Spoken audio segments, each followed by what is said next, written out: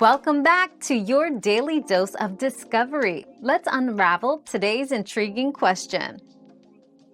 Joint popping happens when gas bubbles form or collapse quickly in the fluid around your joints, a process called cavitation.